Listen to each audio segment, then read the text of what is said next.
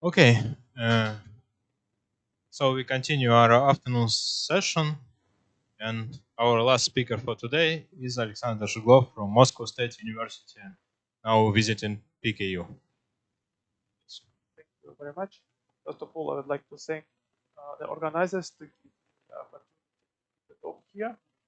And I decided to make some little talk on problems which I involved. And I hope that it will be interesting to participants.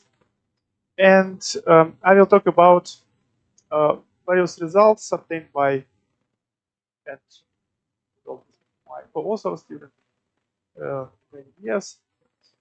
The task we want to solve here is give some classification of commuting scalar partial differential and only partial differential operators.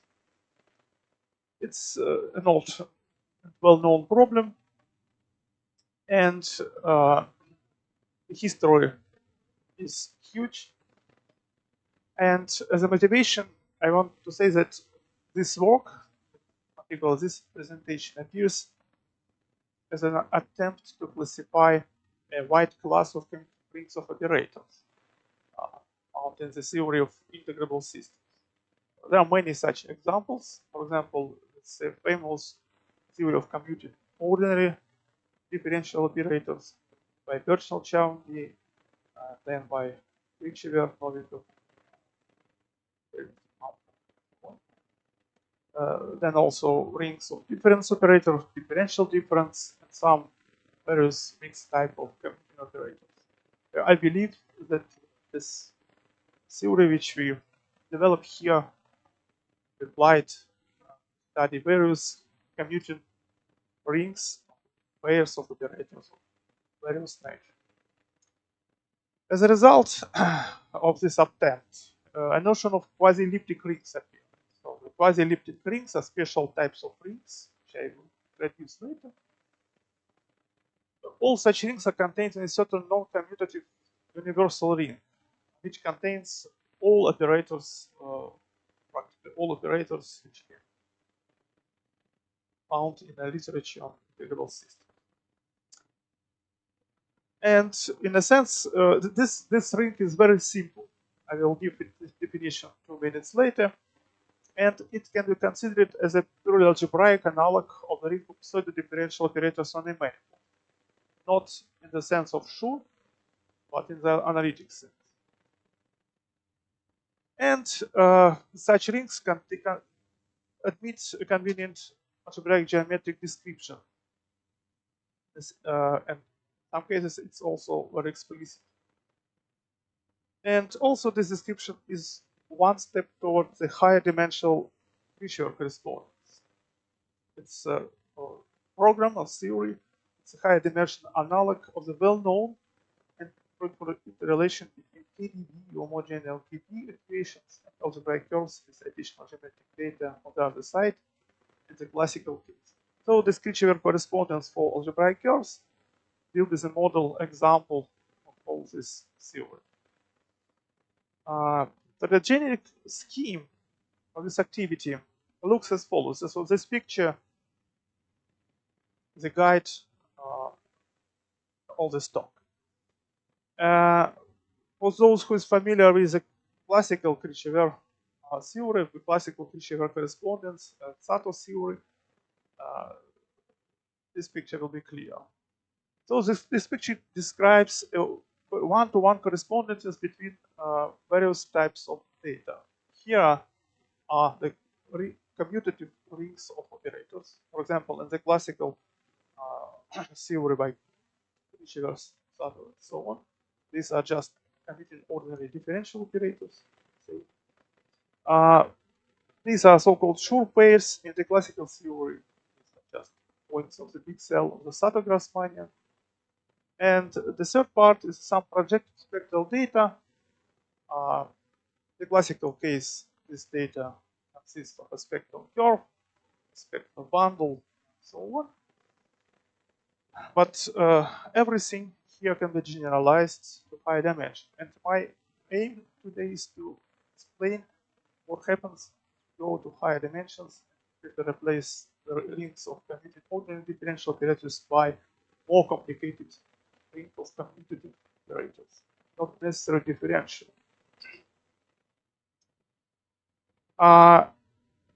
This ring Dn hat C was a new ring which I want to advertise, and I will consider commutative subrings which I called quasi-elliptic, which belongs to this big ring. It appears that they can be classified as a algebraic-geometric construction, which is in a sense similar to the classical construction, the classical Krichever Mumford theory, dimension one. So for I introduce a notation, my talk K will be a field of characteristic 0, or what you can think if it's convoluted, it's just a field of complex numbers. Then R hat will denote the ring of formal power series and variables. It's enough to consider such a ring for all things. Dn will denote the ring of differential operators. These variables. Yeah. No, with arbitrary power series coefficients. Yeah, this is just a formal situation. It appears that it's enough to consider just differential operators with coefficients in formal power series, because all practical examples which quantum integrable systems say contains as coefficients the functions, some algebraic functions considered as a Taylor power series, some neighborhood, so it's enough to consider just formal power series coefficient. And this is a new ring which I want to advertise. The theory says that there is several one-to-one correspondences with these objects. For those who know the classical Krichever correspondence in dimension 1, here are the rings of ordinary differential operators, here are the points of the big cell of the Sato-Grassmannian, and then classical correspondence is via the Sato theory in one way, and via the Schurz theory in another. And also this, there is a direct way to construct this projective spectral data. There are some purely algebraic geometric constructions connected to so-called finite zone solutions, key equations. And this part is explained in one way by a direct map from algebraic geometry, and in another way I called it KO map. It means Krichever partial positive map, because all these people were involved in constructing this arrow. So in particular, one of my authors is Denis Osip, who made this talk just now. Well, the brief history is a problem. There is a case in n is equal to 1 is a classical Krichever correspondence, as I already said. In the case n is equal to 2, is up to now as well is developed. So one-to-one, namely one-to-one correspondences in the diagram above are established, and some examples are calculated. So this activity began with works of Parsha and Denis Osip. Sure. Sure. Sure.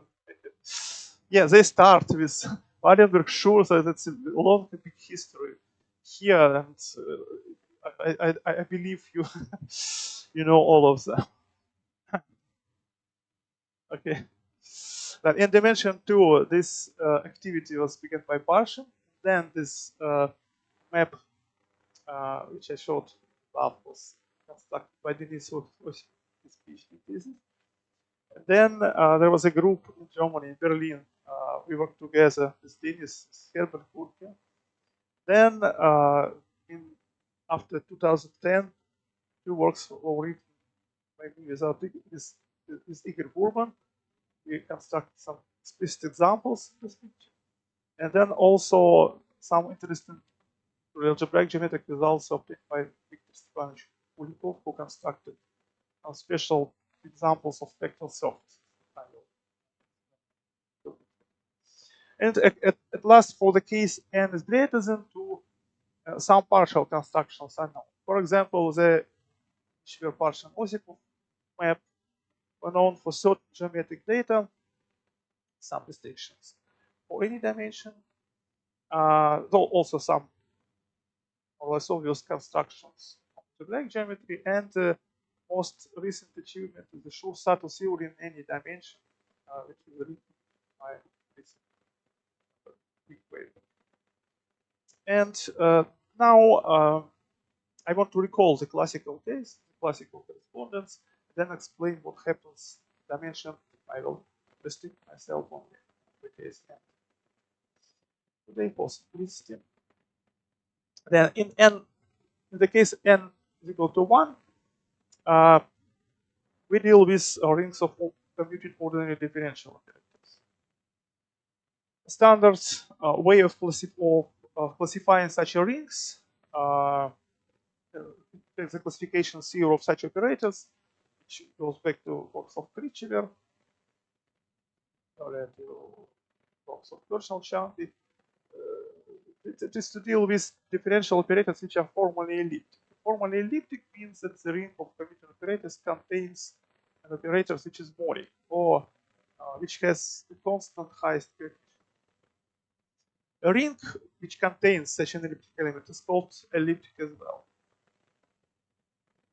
How to reduce the study of any ring to the elliptic rings? If we take ordinary differential operator whose highest coefficient does not vanish at 0, then we can do some change of variables phi and go to the operator which is normalized, in the sense that the highest coefficient is 1 and the second coefficient is 0.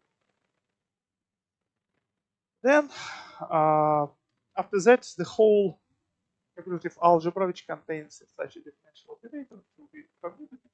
It will be elliptic. If be a commutative subalgebra containing operator, then all elements are. It's a null result by Shu. Then, essentially, the classification, the Krichever Mumford classification, in this case, looks as follows. There is a one-to-one correspondence between commutative subrings, ordinary differential operators of rank R, where the rank is the greatest common divisor of all orders of operators. In one-to-one correspondence with some algebraic geometric data, which consists of an algebraic curve on Riemann surface. If it's a smooth curve with Mumford extended, this corresponds also to singular curves. And as regular point P, torsion-free sheaf F, I will describe it precisely below, and some trivialization. A special refinement of this classification is made for rank 1. For rank 1 subrings, there is a finite classification up to some stronger equivalence. After the stronger equivalence, I mean that we consider the rings not only up to conjugation by some function, but also up to linear change variable. Then, essentially, then up to this equivalence, such rings are classified in terms of purely algebraic geometric data, consisting of a curve, a point, of a torsion-free sheaf of rank 1. And to be,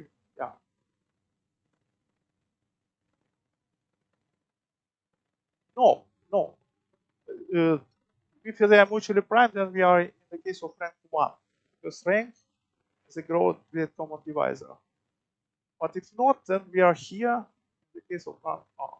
So this is a classical theory which is very well known now. not only. No. For arbitrary rank, it was made by Krichever first, and he made it for generic commutative rings when the spectral curve is smooth. And then this theorem was extended by Mumford to arbitrary singular curves. And then there was a huge theory by Sato and others who connected this business with solutions. So this is just to recall what is a spectral data in dimension 1 is, I recall that C is an integral projective curve. P is a closed regular K point. As I told above, T is a field of characteristic 0, and it's not necessarily algebraically closed. If it's not algebraically closed, then we need to demand that it's a K point. The residue field is not. And F is a cogorient torsion-free sheaf of rank R on C with this condition on homology. Actually, does this mean that such torsion-free sheaf is semi-stable?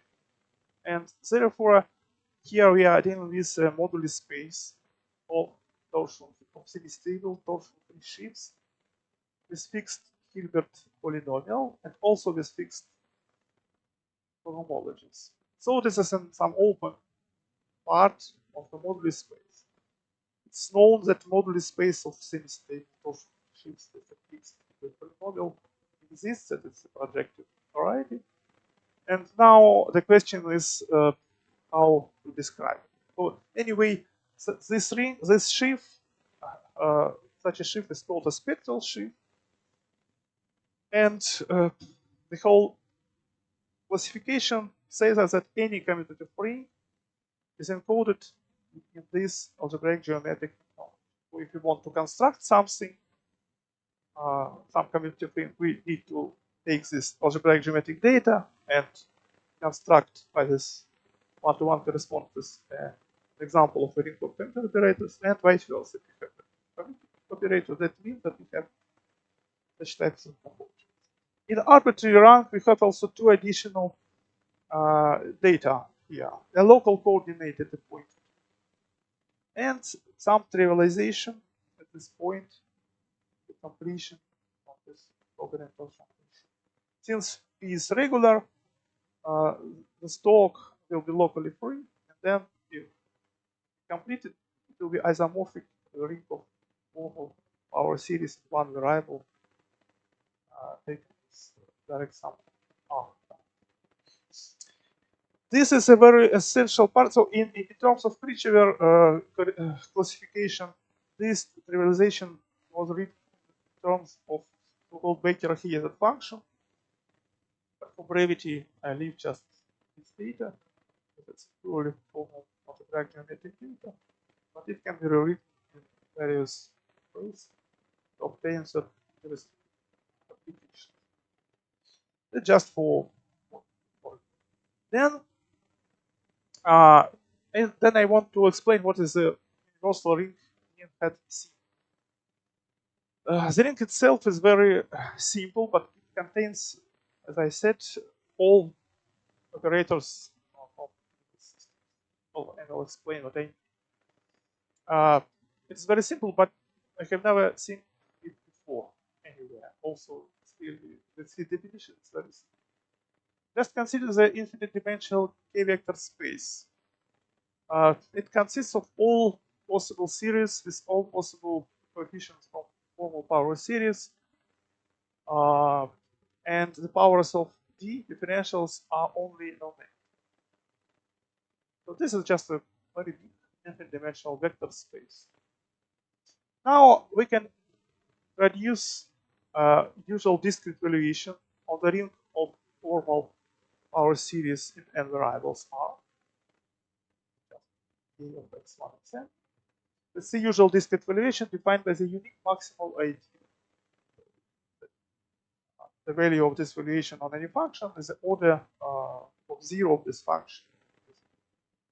And we denote, as usual, by this notation, the sum of indices. Now, I define the order function on this vector space. For any non-zero p, I define its order to be the supremum of this number. I take each monomial here, take the sum of powers of p, and subtract the valuation. So then we become some. Then we'll obtain some integer number or infinity. So for 0, I put it minus. Then I define the ring DN hat C to be all elements of M whose order is less than order is fine. This is a definition of a ring. It's very simple. It appears that this is a ring. It deals with natural operations of multiplication, addition coming from same operation from differential operators. Then it contains a ring of differential operators as a dense subring. We can think of elements of this ring as operators acting on R hat. So this ring has a natural structure of a left and at C module, which extends the natural structure of a left D module. It means that we can just act by operators from this ring on these functions. And this ring is a suitable universum that contains many useful objects. For example, the operators from this ring can realize arbitrary continuous endomorphisms of this algebra R. It can realize direct delta functions, operators of integration, difference operators, and so on. So practically, it contains everything. The typical example is just well-known formula. If you take the exponential of this formal type, then such an operator is just a shift operator by U1 unit. This is very well known. I just formalize it by introducing this ring. This ring contains everything. And then I want to define the notion of quasi-elliptic ring, what we can classify. To do this, I need to introduce some formal definition of gamma order. We have two orders, the usual order used to define this ring. Another order is a gamma order. It is defined on some elements of this ring Dn at C. And its definition is recursive. So if we denote by Dn hat I1, IQ, the subring of Dn hat C consisting of operators not dependent on dA1, IQ, then we say that the gamma order is K1, where P doesn't depend on P. If it's a polynomial in the first derivative, and the highest power is K1, and we say that gamma order is K1, Kn, if P is a polynomial last derivative, and the highest coefficient at Dn power Kn has gamma order K1, Kn minus. That's very simple. In this situation, we say that the operator is monic if the highest coefficient is 1. Okay. Now, I introduce the definition of quasi-elliptic ring. This is a ring with other rings, which can be classified with the help of algebraic-geometric data. I add another notation. I define this non-symmetric completion of differential operators in the following way. I define D1 hat to be equal to D1 and define the n hat to be equal to the polynomial ring over the ring Dn n hat. This is a ring of operators n hat C not dependent on Dn. This is just polynomials inside this. And I call the subring here the subring of commuting operators. It's called quasi-elliptic. If there are n operators such that for I from 1 to n minus 1, their gamma order looks like this, and the gamma order of the last operator looks like this. So this definition mimics the definition from one-dimensional case. Because remember, in one-dimensional case, the classification theory tells about the classification of elliptic. In higher dimensions, it will say about classification of quasi-elliptic. Direct pattern. Then we demand also that the order of all these operators are equal to the sum of the gamma order, and also demand that pi then the set of such operators are called quasi-elliptic.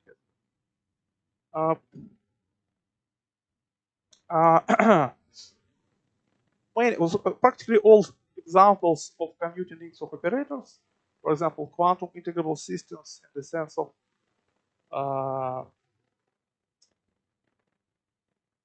the sense of Braverman, Etikov, and Getz-Gori. This is just a ring of commuting partial differential operators, which have been found in literature. For example, quantum Collier-Mozart systems can be made quasi-elliptic after some linear change of variables. So practically all systems I met are quasi-elliptic after some simple transformation. So that we can see that quasi-elliptic rings are just all examples which we met. Well, not all, but a huge number of them. Then, as in one-dimensional case, I introduce the notion of a spectral model of the ring. So if you have a ring P side D and head C, then such a simple model, so the D and head C modular left ideal generated by X, is called a spectral model of the ring. It's called spectral because if you consider its stalks, if we have a ring, each commutative ring, if it's finitely generated, defines an affine variety, right? It's affine so it's an algebraic variety. Then this model defines some sheaf on this variety. Consider the stalk of this sheaf, then it can be proved that if this model is finitely generated, then this H stalk parameterizes common eigenfunctions of this ring P. It is usual vocabulary, also held in one-dimensional cases. And by this reason, it's called spectral, because it parameterizes common eigenfunctions of all operators on the ring. And then, after this definition, we can prove that quasi-elliptic rings satisfy the following properties, which are fine point of view of algebraic geometry. First of all, B is an integral ring. That means that fine variety is also integral, defined by this ring. And the function minus alt induces a discrete valuation on B and on its field of fraction. This means automatically that the center of this valuation gives us a certain compactification of this affine variety to a projective variety.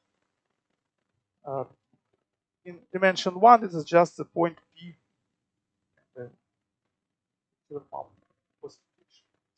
The gamma order is defined on all elements of particular. The function minus gamma order is a discrete valuation of rank n.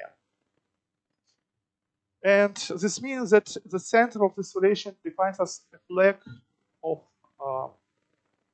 divisors. Divisor and divisor and divisor and so on.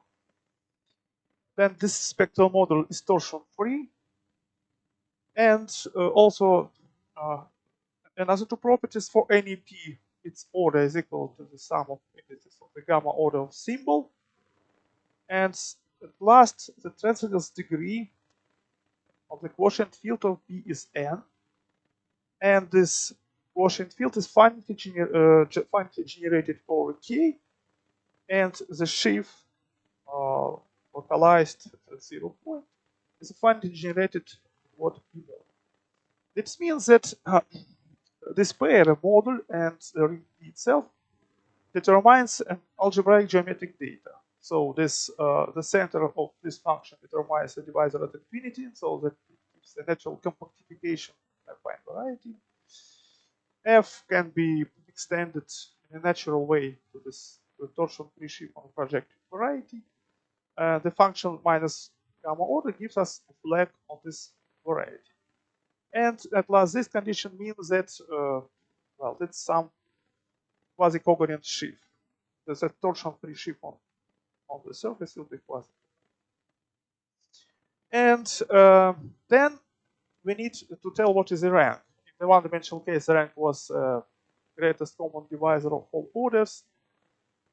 In the case when n is greater than 1, there are several definitions of rank, and they differ. So they are different. So the first rank, which I called analytical rank, which coincides with the usual rank dimension 1, it's a rank of the module F, which is localized at this field Q. It has the following very simple interpretation in analytic terms. It's a dimension of the space of common eigenfunctions of all operators from V for a generic point of the spectral variety. And the algebraic rank is a great common divisor of all orders. And well, for brevity, for simplicity, let me consider today only the rings of rank R. And I will understand now that B is of rank R if the ranks coincide, analytical rank is equal to the algebraic rank, and the spectral module F is finitely generated. Again, it's usually so for all known examples. The simple fact can be proved that general analytical rank is greater or equal than algebraic rank. And if P is finitely generated over K, then the following conditions are equivalent. So how to check that these ranks are coincide and F is finitely generated? It can be made in the following way. So F is a finitely generated B module, and the ranks coincide is equivalent to say that for any big N, the dimension of this factor spaces of the ring Rn or Rn minus 1, where the filtration is given by the order function, behaves like R dot n for all. Here I mean the case when equal to 2, here the power. By checking this dimension, we can say that it is a good case that the ring is of rank R. Then the following classification theorem can be proved for n is equal to 2. So for n is equal to 2, so again, I repeat here that for n greater than 1, practically all known examples of commutative rings of videos can be made one quasi-elliptic after a change of coordinates, maybe by conjugation, by unity in this big ring here. And then the theorem can be proved. It's an analog classification theory in dimension 1. Now I say that there is a one-to-one correspondence between quasi-elliptic rings B of rank R in that sense, and certain algebraic geometric data of rank R up to isomorphism. And this one-to-one correspondence can be refined in the case of rank 1, namely in the case of rank 1, all such rings up to some weaker equivalence. Weaker equivalence means here that up to conjugation by unity in the ring real heads can be determined purely via algebraic geometric data consisting of a surface. Now we are in case of dimension 2, a curve and a sheaf, torsion-free sheaf of rank 1 with certain extra conditions which I will explain below. So here B, the equivalence class of rings means a class of equivalent commutative one quasi-elliptic subrings up to conjugation by an invertible element from D2. The weaker equivalence means here that Durings are equivalent if there is a unity here of order 0, such that they are related in such a way. And this algebraic geometric data of rank R can be expressed, can be explained as follows. So X is an integral projective algebraic surface. Now replace a curve by the surface. C is an integral ample Cartier divisor on X with a self-intersection number equal to 1. P is a closed point which is regular on C and on X. And F is a covariant torsion-free sheaf of rank R on X with extra conditions. First of all, it's Cohen-Macaulay along C, along the curve, and for all n big enough, for all n greater or equal to 0, the dimension of global sections of these twisted sheaves are determined by this formula. In particular, this formula determines a Hilbert polynomial of this sheaf with respect to this fixed ample Cartier divisor. Okay, at last, as in dimension 1, there are two formal additional data which are very complicated. And by this reason, I skipped the details here. However, they are more or less the same. So we need to fix some local coordinates at the point P, where T is a local equation of C at the point P, and U is a local equation of the point P of the curve C. So we have a flag here, surface, curve at the point, and the curve is an ample Cartier divisor. And then we have a torsion-free sheaf, which is Cohen-Macaulay along C, and which have very strong additional properties. Now, the following question appears. Actually, it appears that these conditions of programmologies are gives a very strong restrictions on the geometry of possible spectral surface. So the difference between this case and one-dimensional case is the following. In one-dimensional case, we know that the moduli space of sheaves with fixed Hilbert polynomial, and even with these conditions of cohomology, is always non-empty. We can take any curve, we can find always a sheaf with these properties, and then we can construct a ring. In higher dimensions, it's not is no longer true, because not every surface has non-empty moduli space of torsion-free sheaves with fixed Hilbert polynomial. And therefore, the question appears how to find surfaces, or in higher dimension, how to find the varieties of higher dimension so that the moduli space is not empty. And another question is how, if we find such a surface, how to describe this moduli space. So in dimension 1, if we take rank 1 sheaves, then everything is okay. Well, if the curve is smooth, it's just a Jacobian. It is very well known. In higher dimensions, the moduli space and the moduli space of singular varieties are not so well studied. So the one typical example, which is an old result with Corky and Denis Osipov, that's a typical example of many examples. For example, for quantum Caligari-Mozart systems, this theorem is also true. If we have a ring which contains n operators with constant highest symbols, not necessarily, maybe even not necessarily constant, but only with the property that the intersection of characteristic divisors of these operators is empty, then we can say more about this variety. So, namely, we can say that the divisor C is unirational and ample Cartier divisor, particularly if the surface, if you take the n is equal to 2, then C will be just a rational curve. And we can even say more about the self-intersection index Cn via this form. It's very typical. Now, after this correspondence is established, we can add some additional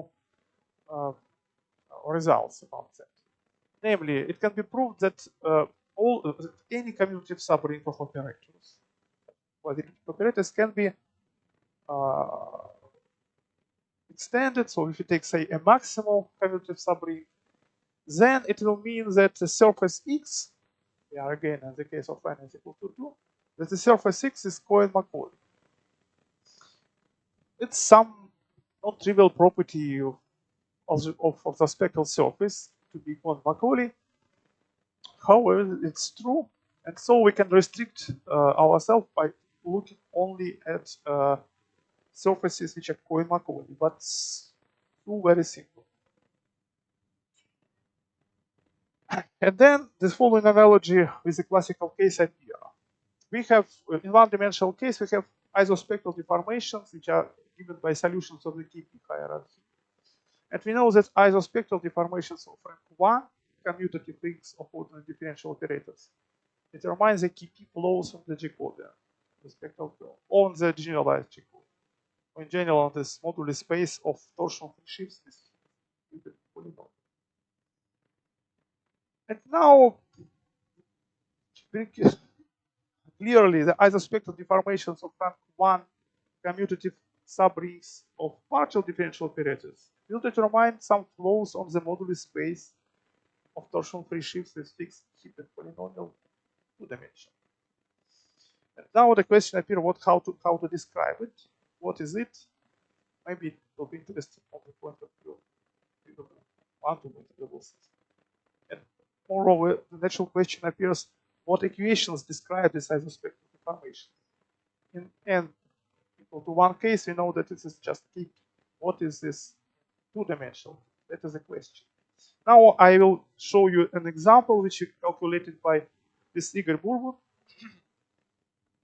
We take just a series of examples developed in a series of papers by Veselov school, by Chalych, Shtyrkas, Veselov, Shefegin, others, and try to calculate via this correspondence the moduli space of torsion-free sheaves with this fixed Hilbert polynomial. Just a remark: the moduli space of such semi-stable sheaves, fixed Hilbert polynomials, as an open set contains a Cohen-Macaulay sheaves. And on the other hand, Cohen-Macaulay sheaves on Cohen-Macaulay surfaces can be effectively described with the help of the matrix problem approach due to Bourbon and Drost, which they developed also in 2010. It's purely commutative algebra. I have a paper about the description of all Cohen-Macaulay modules on Cohen-Macaulay surfaces. It's about 100 of pages, but only for surfaces, for singular Cohen-Macaulay surface. Then the idea was just to apply their technique and my one-to-one correspondence theorem to calculate these spectral data for known examples produced by Veselov's school. The following example then appeared. Just consider this following Algebraic-geometric operators: Schrödinger operator with rational potential, which is our splits, but this is just the simplest case. Right? You can consider even more complicated potentials. So there are two parameters, C1, Xi2, with this condition. And Chalych, Veselov, and Shtyrkas says that in this case, and also they produced many other examples of deformed Algebraic-geometric quantum systems, that there is a commutative subring, big commutative subring of rank 1 of differential operators, partial differential operators in two variables, which is isomorphic to this simple ring, which is just an affine ring of a product of two singular cuspidal nodes. Such that the isomorphism between these two rings is given with the help of very explicit Beres-Baker-Heiser function of the following type. Namely, for any q from A, there is a unique differential operator from this ring, such that this q is an eigenvalue of LQ, where psi is a common agent vector Kaiser function. As I told, the ring has rank 1. That means that the generic space of common agent function is generated just by one function. This function is just the barest vector Kaiser function. Now, we were happy by applying this matrix technique by Urban and Post. We were able to calculate the spectral shift of this B, and also the moduli space of all such shifts. When we calculate it, it's really hard work because the method of Urban and Drost gives a description of moduli space of all Cohen-Macaulay shifts, but we need to consider only open part of them, the open part which satisfies homological conditions. That was really non-trivial, but after completing this, we get the following example. We were able to deform this barest Kaiser function by introducing a new parameter. So it appears that moduli space for that surface is has a dimension of 3 and is parameterized by 3 parameters, C1, C2, and C2. And this extension looks very explicit. This is an explicit expression, but involving rational and also exponential functions. So it appears that these rings of differential operators called quantum Legendre-Moser systems admit an isospectral deformation when we move on the moduli space of torsion-free sheaves with fixed Hilbert polynomial. But then the question does appear: what are the corresponding rings of differential of operators? When we calculate them, it appears that they become not differential, but it's a mixture of differential and well, I don't know, difference, or I don't know how to say them, but they are very explicit. Namely, the rings in the deformed, the operators in the deformed ring can be explained as the following product. These are differential operators, but S is not. S is a sum of a differential operator which comes from a barest operator of barest function psi, and some additional term T, which is not a differential operator. It is a mixture of differential and difference operators, because here it appears a direct delta function. However, it's absolutely explicit. It was probably the first example of a deformation of commuting partial differential operators. And then the natural question appears that probably all known examples of various nature which appears in the quantum integrable systems, not necessarily of differential operators, but difference, u-difference, and so on, are just deformations of some other operator. It's a natural question. By the way, it was, in a sense, confirmed by recent works by Andrei Mironov with Gulnara Maulesheva, who constructed the formation of ordinary difference operators. So that they take ordinary differential operators and deform them to a difference operator. This case was also studied by one of my students. He calculated their example because their example belonged to the string D and had C, and he calculated one partial example, and he found that really the example is just a conjugation of ordinary differential operators inside D and had C. So everything works fine. Then I just want to say what is known, what was known about the geometry of such surfaces. Now let's concentrate only on very simple case when we consider only rank 1 rings, like algebraically integrable quantum Legendre-Moser system. So in the matrix problem approach by Urban and Drost, it's important to know what are the Cohen-Macaulay sheaves with special properties on the normalization of the spectral surface.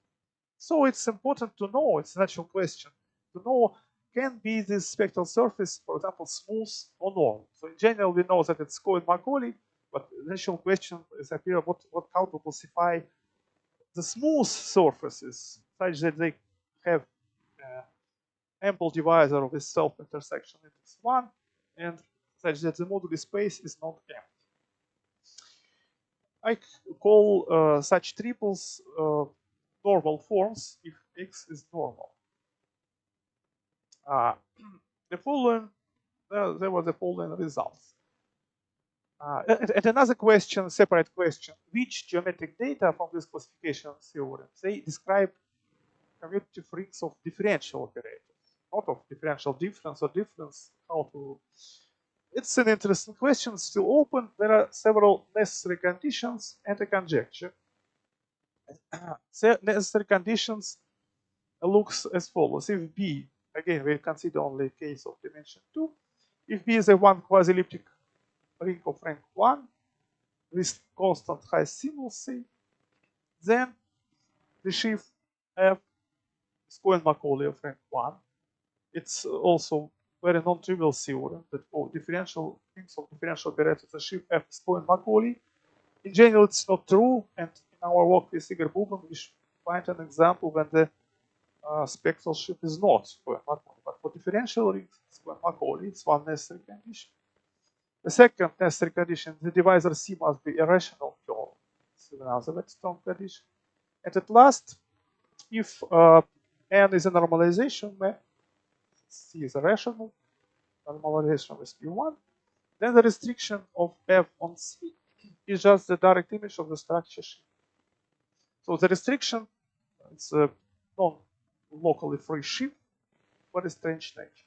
The conjecture says that these conditions are sufficient. So for all examples which you met, for example, for quantum Collier-Moser system, this is true. But up to now, it's open.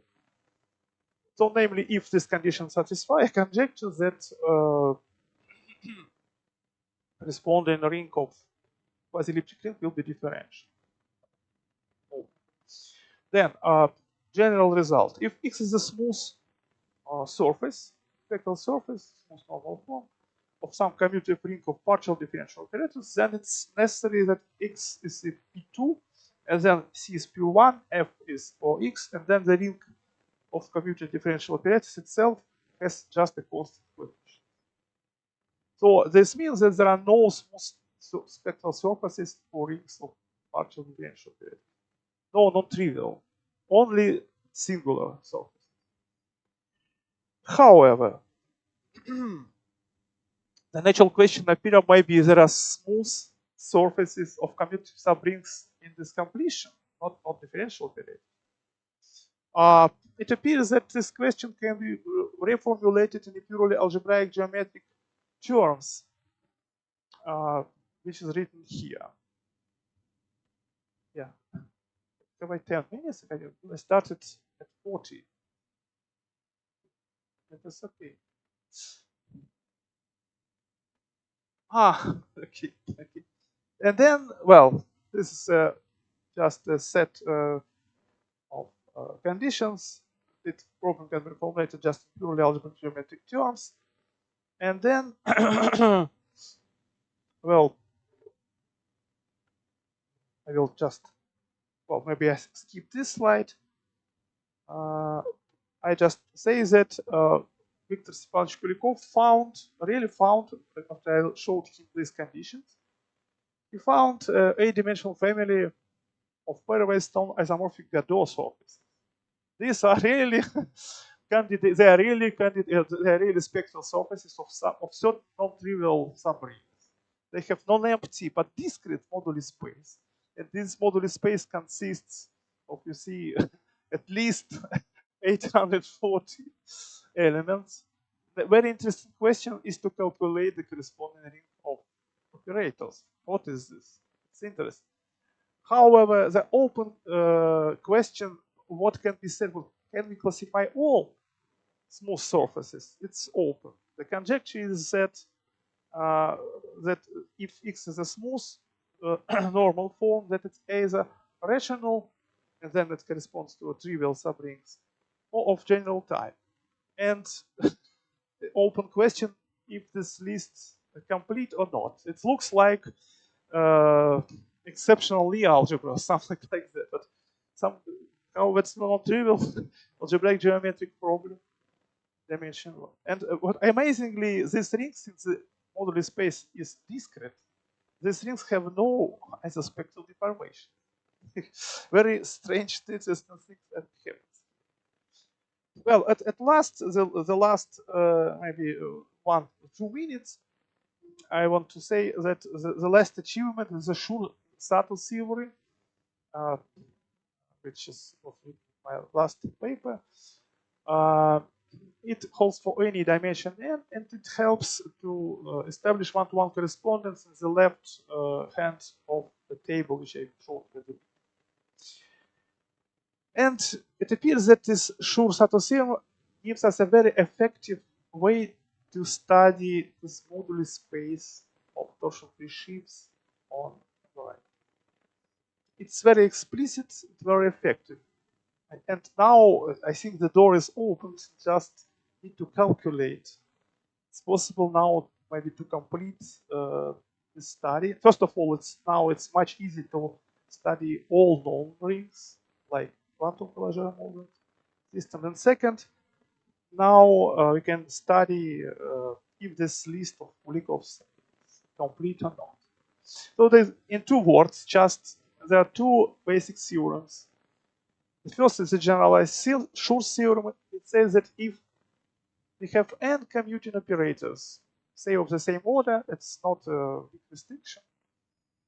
And if we assume that the spectral module f of the ring generated by its symbols is finally generated at Cohen-Macaulay, this is true, for example, for the typical example of our work from previous all Krichever model systems. Then there exists an invertible Schur operator from this ring for d0, such that all these operators can be conjugated to a power of di. Yeah, ki, all ki are equal. It's the first theorem. Another theorem is centralizes theorem. Assume, I introduce one notation, let k be some fixed number, and fix the primitive case root of unity. And then for any I and any q from 1 to 1, I define these shift operators, which I call A, K, I, Q. These are exponentials of the group. These are shift operators that do difference. So the operators, they multiply by. That's just notation. Then the centralizer theorem says that if you have any operator in this which commutes all powers with all dq power k, then q must be a polynomial, non-commutative polynomial of the following type. It's a polynomial in this difference. And its coefficients are again polynomials in dq and operators of integration with constant coefficients. Moreover, the degree of these polynomials with respect to dq is not greater than that for L, and the degree of these polynomials with respect to integrals are not greater than k minus 1. So it's a polynomial. And therefore, if B is a commutative link of operators containing n operators like the Schur theorem, then we can conjugate it by a Schur operator and obtain some subring which I call a normal form with respect to Q1P. So this normal form will contain d1 power k, dn power k, and some non-commutative polynomials which can be calculated absolutely explicitly for all examples, not dependent on the form of potential or anything. Then, by the centralized theorem, it's a polynomial rings, and it can be always calculated. And this gives a very effective tool to describe moduli space spectral sheaves. It appears immediately that such a open moduli space is affine, and therefore it can be explicitly described. The last example is a recent example which was obtained by calculations with by student Junho Wu. We just take a very famous example of two operators in one variable, which was studied by Drinfeld also in the 80s. First by Krichever and Novikov, they described this pair of commuting operators. Commuting ordinary differential operators of orders 4 and 6. With a spectral curve, let's take for simplicity to be as an index near paper. It's an elliptic curve with some parameters. Again, for simplicity of representation, assume that L4 is self-adjoint. This means that L4 is written as interpole in 4. Then we can calculate for any V and W, we can calculate a normal form of L6 with respect to L4. So after conjugation, L4 is d power 4, and L6 is this one. It's very short, non-commutative polynomial. It has 1, 2, 3, 4, 5 parameters. 3 plus, yeah, 5 parameters. A here is this one. As you see, absolutely short example. So obviously this can be made for arbitrary example. So at this point, I would like to say with attention. Okay, let's send the speaker. And send all the speaker of this conference. If it was quite nice. I suggest to continue our discussions outside because of the very good weather. Yeah. Sorry for Zoom participants. Yeah. Thank you for the organization.